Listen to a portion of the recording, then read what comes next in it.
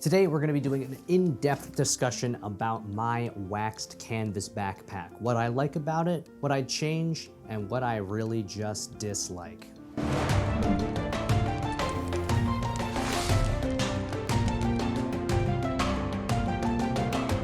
Greetings adventurers, I'm Kramer and this is my first gear review on the channel. I really hope that it is helpful for some of you. I want my gear reviews to help adventurers find gear that is good and arguably just as importantly, avoid gear that is not going to meet up to our expectations. The link for this backpack can be found in the description box below and it is an affiliate link. Now, I'm a big proponent of supporting small businesses and local craftsmen, and I have avoided mentioning that I have links in the description up until this point. But this is a way for you to help support my small channel, no matter what your thoughts on Amazon happen to be. That being said, I'm not trying to sell you anything. I am just sharing with you what I am currently using. What I am currently using may very well change, and please never take the fact that an item appears in a video of mine to be an endorsement or a recommendation. So this backpack is made by a company called M-Watcher, or it's distributed by them at least, and again, the link can be found in the description. This is the canvas and leather backpack. And depending on the color variant that you choose to buy it in, it is between 56 and 60 US dollars. So I bought this backpack in the spring of 2019 as my senior year of college was wrapping up because I wanted something that was going to look medievally aesthetic that I could pretend that I was going on adventures with, even though I was just walking from classroom to classroom. I wanted something that was going to be cheap, but that was going to fulfill the purpose of being able to be used on hikes and also be big enough to carry my textbooks and my laptop. I have a big laptop. So the dimensions for this pack as listed on the webpage are that it is approximately just over 11 inches wide, it is just over 5 inches in depth, and that it is just under 25 inches in overall height.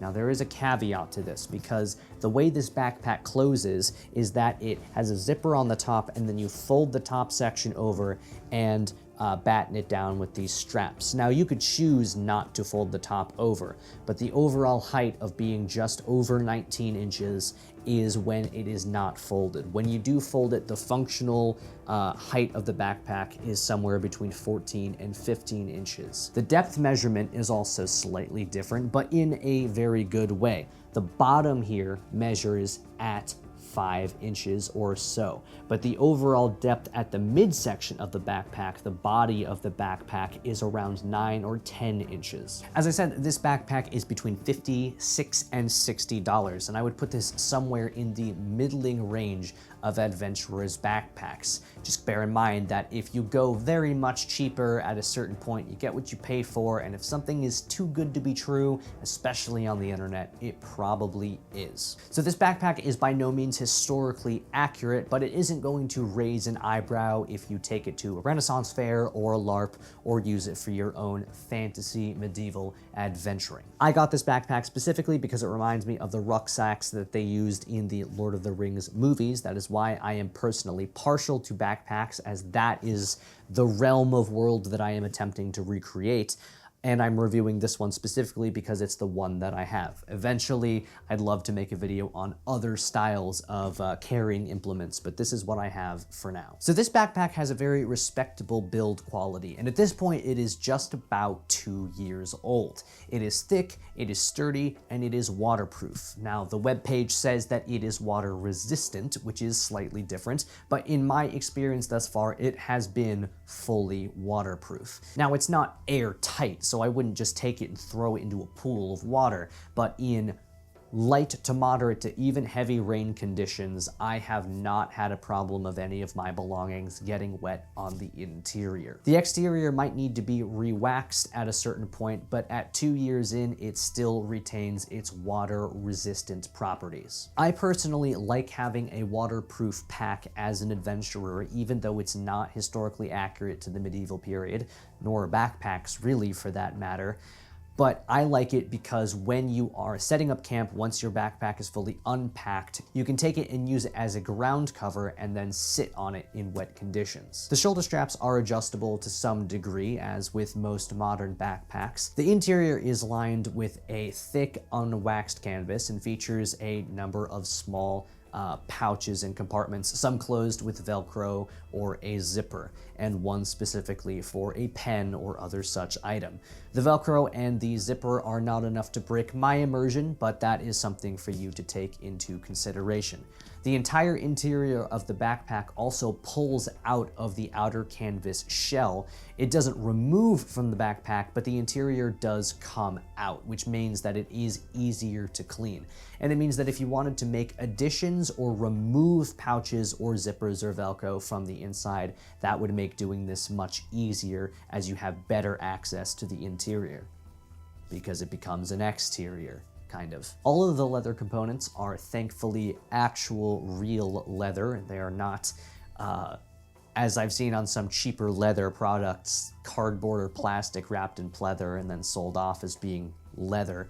They are all real leather. None of them have stretched or degraded or lost their coloring over the course of the 2 years that I've had them, even in wet conditions. The drag handle is a strip of leather reinforced with a braided webbing, and this same webbing also reinforces the shoulder straps and the bottom attachment of the shoulder straps as well. Overall, this rustic pack looks like it can take some abuse, and mine definitely has. That being said, there are some minor gripes that I have with the design that I have chosen, and there is one problem that is actually pretty major, but might not affect you depending on what your intended use is. The first thing is that I wish that these side pockets were a little bit bigger and that they had coverings on them. As it stands, they would do well to hold a water bottle or other small items, but they won't be protected from the rain, and I'm constantly afraid that something might accidentally fall out when I don't intend it to. On the other hand, I have also thought to myself that maybe I would cut open the bottom of these pockets and then reinforce them with some sort of strapping or rigging so that they could accept and retain a sword or axe scabbard. So this might actually be a bonus if you were planning on doing modifications to your own pack. I still might end up doing this. If I do, there will definitely be a video on it. It's just in one of those stages of, well, do I potentially ruin the thing that I really like for the sake of an experiment? A quick little thing that bears mentioning that I haven't had a problem with, but I think should be pointed out, is that the bottom leather portion here is actually just a trim, and I've noticed this on a number of other backpacks that are styled like this. The trim might lead a person to believe that the entirety of the bottom of the backpack is leather, but most of them aren't. It is canvas. It feels like it's reinforced with something, and I haven't scuffed it or had problems with water seeping in or had problems with the bottom of the backpack being punctured, but it is just something worth pointing out. Another problem that I have with backpacks of this style, little gripe and something not specific to this design, but a feature that I see on lots of canvas or leather style rucksacks in the sub 100 price range, are that these buckles, if they have buckles, are functional but made useless by the fact that they actually attach via a magnet.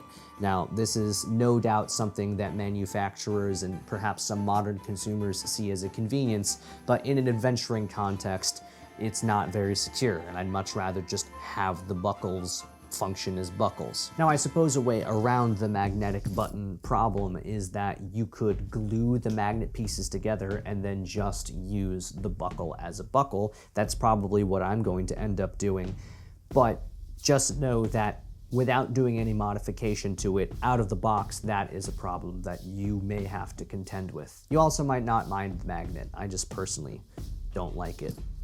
It's not that weak, but it's just not as strong as a buckle would be.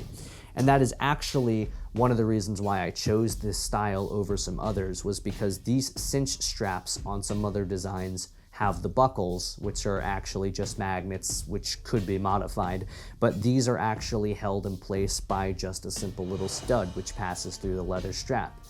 This also leads into the next little design gripe I have, though, because while the studs work and they hold very well, putting them on can be kind of a pain because the harder that you press the leather onto the stud in order to get the stud to pass through the leather, the more likely the structure of the backpack is actually going to collapse inward and the stud is going to start getting further and further away from the leather strap until it becomes inaccessible. It's just very annoying. So my plan to fix that is that I'm actually going to make my own buckles, which will attach directly to the studs and then stay there permanently, and then I will use the straps with buckles that I made myself. Again, another thing that you could modify if you wanted to, but right out of the box, that is a problem that you may encounter. All of these gripes, for some, might be completely superficial, but my biggest problem with the backpack is the zipper. Now, the zipper doesn't feel cheap. In fact, given that the backpack is 2 years old, I didn't encounter a failure until last December. I went to Utah for Christmas, and I didn't want to have to pay to have stuff loaded into the underside of the plane, so I just used 2 carry-ons. So I stuffed this backpack absolutely full of clothes and a journal and my large laptop, and on the way back, after I added some gifts that I had received as well, and the backpack became very heavy, the zipper failed as I was unpacking everything to get through security at the airport, and it hasn't worked properly since then. Now, part of that might be due to user error. I might have overcumbered the backpack. I have no idea how heavy it was. It might not have been supposed to have that much weight in it, but that is something to bear in mind, is that at a certain point, zippers fail. It's just what happens. And while that might not be a design flaw with the backpack, or it might be, that is what happened to me. The zipper failed. That and zippers just in general are not a medieval looking thing. Again, it didn't break my immersion using it, but it is, on the one hand, not medieval, and on the other hand, just another thing that could potentially fail on your kit. So if and when this bag kicks the bucket, I will probably look for something with a drawstring instead. And if I can't fix the zipper on this pack, I might just remove it completely and replace it with some leather toggles or something. In fact, the more I'm thinking about it, there's so many additions and modifications I want to make for this backpack. Let me know if you want to see me do a video on just modifying the hell out of this backpack, and I'll make it happen. So we've gone through some specs and we've gone through some pros and cons, and now it is time for my final verdict. I'm going to keep using it. I'm going to keep using it until it dies. So far, the cons are not enough for me to want to replace the backpack. I still really like it, and I'm going to continue using it until it needs to be replaced. That being said, my search for the perfect adventuring pack is by no means over. So as some say, you buy once, cry once, and perhaps the strategy of buying a number of smaller items to experiment with that then amount to the same cost as a more expensive item is a silly one for me to embark on, but at the very least, hopefully you get to learn from my mistakes. So if your need for a medieval pack isn't immediate, I'd say wait, save up your money, put it together in a little fund and create a list of all the different types of packs that you're looking at. They don't have to be backpacks, certainly. And maybe by that point, I'll have more reviews of various different types of adventuring gear at that point for you to sift through.